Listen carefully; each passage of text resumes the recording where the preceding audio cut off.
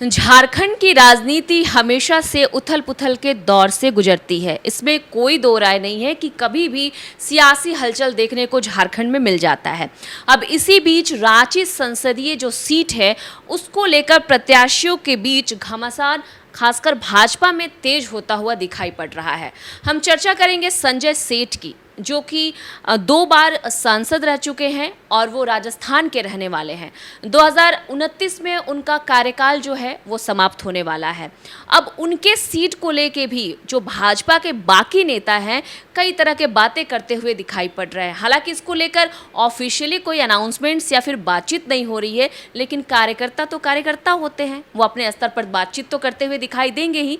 चलिए इस संबंध में और इस खास मुद्दे पर बातचीत करने के लिए हमारे सहयोगी हैं राकेश जी, उनसे बातचीत करते हैं। क्या लगता है आपको सर? देखिए, रांची सीट काफ़ी हॉट सीट माना जाता है और माना ये जाता है कि रांची सीट एक ऐसी सीट है लोकसभा के लिए जो किसी भी प्रत्याशी को अगर खड़ा कर दिया जाए तो वो जीत जाता है लंबे समय। भाजपा के लिए भाजपा के लिए ये कहा जा सकता है कि सबसे सेफ सीटों में से एक है। और यही कारण है कि लगभग मुझे जहाँ तक कहते 5वां या 6ठा चरण होगा जो कहीं ना कहीं बीजेपी के सांसद यहाँ जीत कर आए हैं। अब एक नई शुरुआत जिसका आपने जिक्र थोड़ा किया है, संजय सेठ को लेकर पहले भी कई बार चर्चा होती रही है कि संजय सेठ झारखंड के नहीं हैं, बाहर के हैं, और उनको लेकर लॉबीबाजी या फिर कई कार्यकर्ताओं के बीच नाराजगी या बाकी चीज़ें तो पहले से सोशल मीडिया प्लेटफॉर्म्स पे भी इसकी चर्चा होती है कि वो बाहरी नेता हैं। जैसे ही वे चुनाव लड़े थे या फिर जीत कर आया, दूसरी बार जीते, इसके बाद से इन सारी चीज़ों पर लगातार चर्चा होती रही है। और अभी की बातचीत की जाए तो आज के परिवेश में अभी तो हालांकि लोकसभा के सीट के चुनाव को लेकर के काफ़ी लंबा समय है, 2029 के चुनाव होने हैं, लेकिन कई ऐसे कद्दावर नेता हैं जो अब इस बारे में बातचीत करने लगे हैं और इस तरह की चर्चा करने लगे हैं कि अगला प्रत्याशी कौन होगा। और इसी लॉबी में अब कहा जा सकता है कि इस तरह की भी चर्चा है कि प्रदेश के जो अध्यक्ष हैं आदित्य साहू, वो कहीं ना कहीं इस बारे में उनके कार्यकर्ता तैयारी कर रहे हैं कि आने वाले समय में वे रांची लोकसभा से चुनाव लड़ें। हालांकि इस बारे में पुष्टि उन्होंने नहीं की है, उनसे जो बातचीत हुई थी, लेकिन अभी भी उनके कार्यकर्ताओं के मन में ये चल रहा है और इसको लेकर अंदर खाने में एक पूरी चर्चा है, पूरी लॉबी तैयार की जा रही है। और केंद्र के जो उनके नेता हैं, आला कमान जिसको बोलते हैं ये लोग, उनके पास इस तरह की मैसेज देने की कोशिश की जा रही है कि आदित्य साहू को अगर यहाँ से खड़ा किया जाता है तो उनकी जीत सुनिश्चित होगी और बड़े वोट मार्जिन के साथ साथ बीजेपी की जो राजनीति होती है, जो जातिगत, उसको लेकर भी बातचीत की जाएगी। अच्छा, आपने प्रदेश अध्यक्ष आदित्य साहू के नाम की चर्चा की, और आदित्य साहू के अलावे भी कई सारे ऐसे बड़े नेता हैं शायद जिनका नाम इसमें शामिल है, और आदित्य साहू ने अपने तरफ से इसका ऑफिशियल अनाउंसमेंट नहीं किया है, जैसा कि आपने बताया। एक बात मैं और आपसे चर्चा करना चाहूँगी कि आदित्य साहू का भी जो कार्यकाल है वो 2028 में समाप्त हो जाएगा और संजय सेठ का 2029 में। तो इस तरीके से सीटों की लड़ाई किस तरीके से प्रतिस्पर्धा की तरह दिखने वाली है यहाँ सीट पर? देखिए, इसकी पूरी बातचीत की जाए तो आदित्य साहू फिलहाल राज्यसभा के सांसद हैं और उनका कार्यकाल 2028 जुलाई में ख़त्म होता नज़र आ रहा है। और साथ साथ ये कहा जा सकता है कि यानी कि अगले साल 29 में चुनाव होने हैं, अप्रैल में के महीने में। तो उस समय जो चुनाव होंगे उसमें इस बात को लेकर चर्चा चल रही है कि आखिर अगला सांसद कौन होगा या सांसद के लिए कौन तैयारी कर सकता है। कई नाम सामने आए, नवीन जायसवाल का नाम आया था, इसके बाद से कई बार सीपी सिंह के नाम पे भी चर्चा हो रही थी जो रांची के लंबे समय से विधायक रह चुके हैं। और साथ साथ माना जा रहा है कि आदित्य साहू जो वर्तमान में प्रदेश के अध्यक्ष भी हैं, राज्यसभा के सांसद भी हैं। अब समीकरण कैसे बनेगा, कैसे बिगड़ेगा, ये सारी चीज़ें जातिगत समीकरण पर जा रही हैं और बीजेपी इन सारी चीज़ों को बड़े ही तरीके से समझने की कोशिश कर रही है कि झारखंड जैसे राज्य में जो वोटों के जातिगत राजनीति और जातिगत वोटरों की जो संख्या है उसको कैसे सहेजा जाए। सर, आपने जातिगत समीकरण की बात की है तो मुझे लगता है कि जातीय जो वोट है उसका भी वैल्यू बढ़ जाएगा, क्योंकि भाजपा के खेमे में अगर हम देखें तो लगभग 45 से 50% तक जो वोट है, ओबीसी खासकर वोट बैंक है, वो भाजपा के खेमे में है। तो ऐसे में आप क्या कहेंगे इस पर? देखिए, यही जो आंकड़े आ रहे हैं, आपने जिस बात का जिक्र किया ओबीसी वोट बैंक का, वो निश्चित तौर पे प्रभाव डालते हैं चुनाव में। अगर हम झारखंड की बातचीत करें तो कुर्मी वोटरों की संख्या कितनी है, इस पर चर्चा शुरू हो गई है। साथ साथ कहा जा सकता है कि ओबीसी के पूरे संख्या की बातचीत की जाए, जिसमें कई जाति आते हैं, उसमें भी आते हैं, तेली, साहू, बनिया और कई लोग आते हैं उसमें। तो उन सारे लोगों को जोड़कर देखा जाए तो लगभग 45% से ऊपर चले जाते हैं ये लोग, और उसमें मुस्लिम लोगों को जोड़ दिया जाए तो 55-53% के आसपास आता है।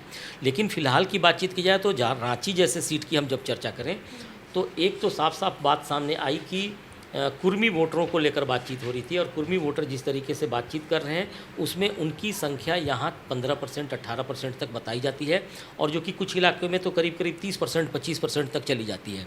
तो वो एक वोट बैंक है जिसको लेकर बीजेपी पहले से तैयारी कर रही है और सुदेश महतो जो आजसू के अध्यक्ष हैं उनको इस बात की जिम्मेदारी पहले ही दी जाती है। एनडीए ने अपने खेमे में लिया है। एनडीए ने पहले से उनको रखा है और कुर्मी जाति को सहेजने के लिए सुदेश महतो का नाम सामने आता रहा है एनडीए में। अभी की बातचीत की जाए तो बाकी के ओबीसी यानी कि इसमें तेली समाज भी हैं, तो आदित्य साहू जिस तरीके से उस समाज से आते हैं तो ऐसे में इस बात को लेकर चर्चा है कि क्या ओबीसी बैंक को वोट बैंक को कैसे सहेजा जाए। उनके जातिगत की बात की जाए उनका भी प्रतिशत करीब करीब 13, 14, 15, 18 तक चला जाता है इस इलाके में खास करके। तो अगर दोनों को जोड़ दिया जाए कुर्मी और तेली समाज साहू समाज को जोड़ा जाए तो कहीं ना कहीं ये 40, 45, 50% तक भी कई इलाकों में रांची लोकसभा की जब हम बातचीत करेंगे तो चला जाएगा। तो ये एक बड़ा आंकड़ा सामने आता नजर आएगा क्योंकि बीजेपी से पहले ही कहा जा रहा है कि आदिवासी वोट बैंक खिसक चुका है। तो ऐसे में इस बात पे तमाम लोगों की निगाहें हैं कि किस तरीके से ओबीसी वोट बैंक को सहेजा जाए और उसमें भी जो कुर्मी समाज है, तेली समाज है और बाकी के ओबीसी हैं उनको अपनी तरफ किया जाए। तो रांची शहरी क्षेत्र में आपने देखा होगा कि पहले भी इस समाज के जो लोग हैं, व्यवसायी वर्ग हैं या बाकी लोग हैं, उनका वोट बीजेपी को ही जाता था, एनडीए उसमें फ़ायदा उठाती थी।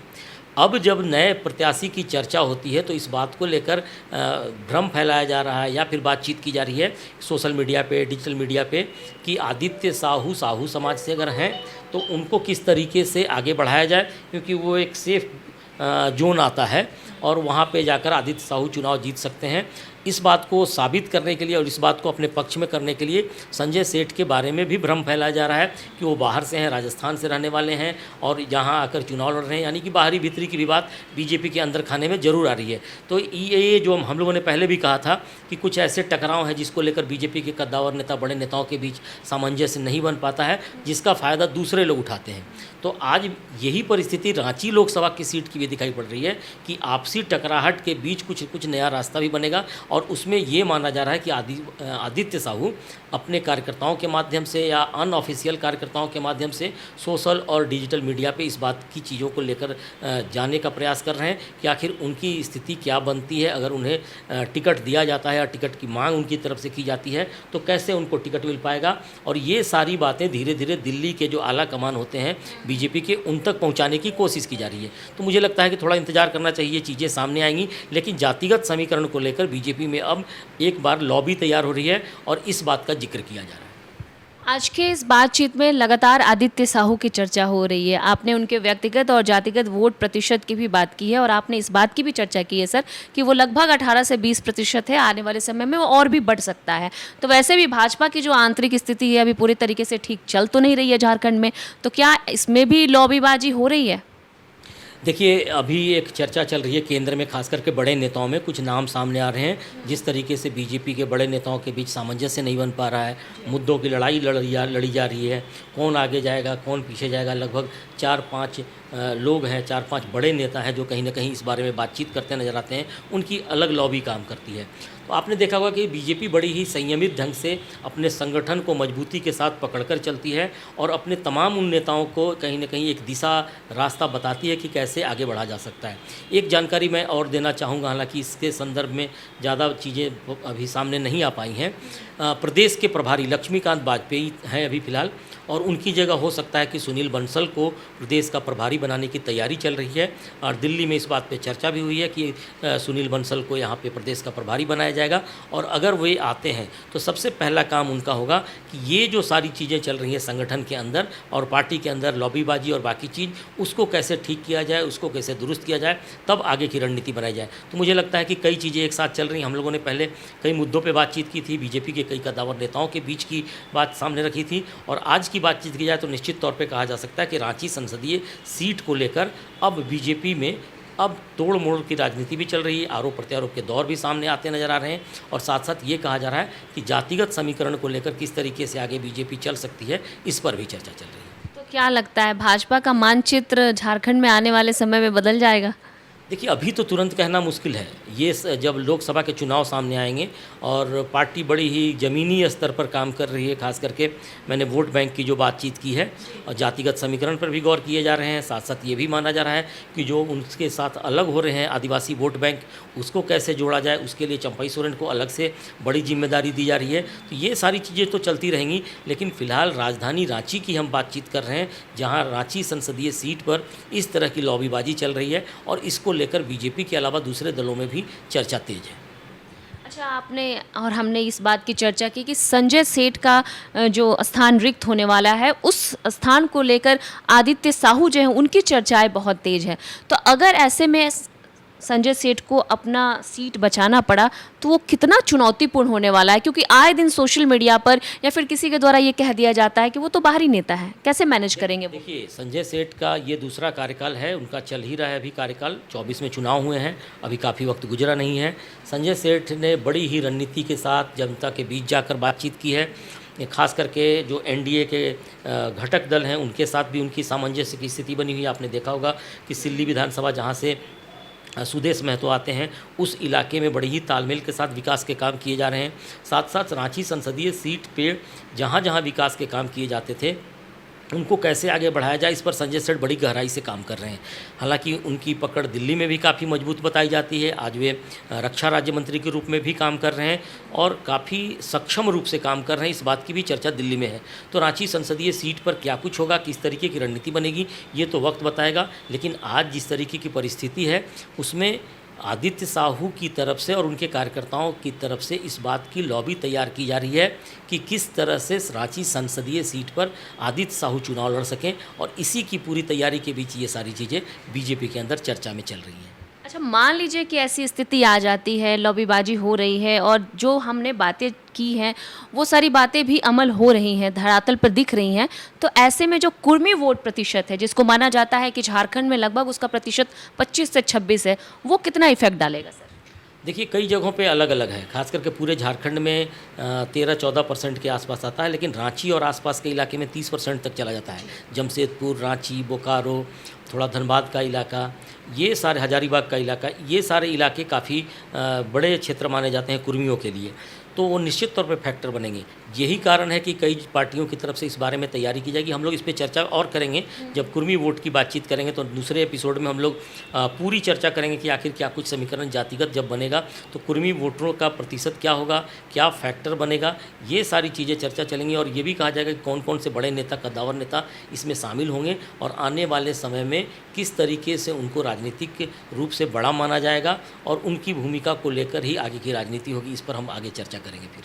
तो कोयरी, कुर्मी, साहू, इस वोट प्रतिशत पे कुछ कहेंगे सर आप? देखिए, ये बड़ी भूमिका निभाती है खास करके झारखंड में, और कई ऐसे इलाके हैं जहां फैक्टर बनता नज़र आ रहा है। हालांकि ये भी माना जा रहा है कि 28 सीट जो आदिवासी की सीटें हैं वहां पे बीजेपी की स्थिति थोड़ी जो कमज़ोर हुई है, उससे उनको काफ़ी नुकसान हुआ है। इसके बावजूद बीजेपी की रणनीति बनाई जा रही है कि आखिर बाकी के वोट बैंक को कैसे सहे जाए, और साथ साथ ये भी कहा जा रहा है कि आने वाले समय में आदिवासी वोट बैंक के साथ साथ बाकी वोट बैंक को भी अपनी तरफ किया जाए, जिससे एक बार फिर से मजबूती के साथ बीजेपी यहाँ काम कर सके।